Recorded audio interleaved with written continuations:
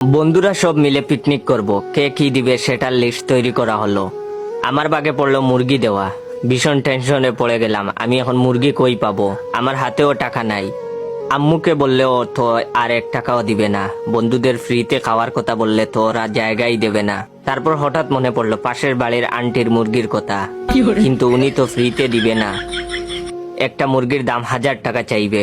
অবশেষে চুরির কথা চিন্তা করলাম, ছুরি দিয়ে আঘাত করে আন্টির একটা মুরগির খেল খতম করে ফেললাম। এই মুরগি দিয়ে 4 বন্ধু বেশ ভালো করেই বিরিয়ানি খেলাম।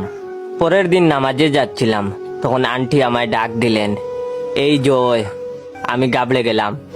এরে আন্টি আবার বুঝে গেল নাকি আমি যে গতকাল ওনার মুরগি চুরি করেছি। আমি বয়ে বয়ে বললাম, জি জি আন্টি। তখন তিনি বললেন, তুমি কি মসজিদে যাচ্ছ? আমি বললাম, হ্যাঁ আন্টি। উনি বললেন, এই নাও 40 টাকা, এটা মসজিদে দিয়ে দিও। আমি বললাম, কেন? উনি বললেন, কাল আমার একটা মুরগি খোয়া গেছে তো তাই। আমি বললাম, জি আচ্ছা আন্টি। খুশি মনে হাঁটতে লাগলাম। একেই বলে হয়তো শেয়ালের হাতে মুরগ বাগি। কাল আন্টির মুরগি খাইছি, আজ এই টাকাটাও খাবো। তবে টাকাটা কি আমি একা একা খাবো, নাকি যারা আমার এই ভিডিওটা শেয়ার করবে তাদেরকে সাথে নিয়ে খাবো? অনেক চিন্তায় আছি।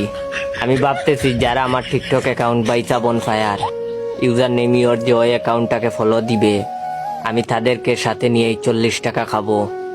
ধন্যবাদ।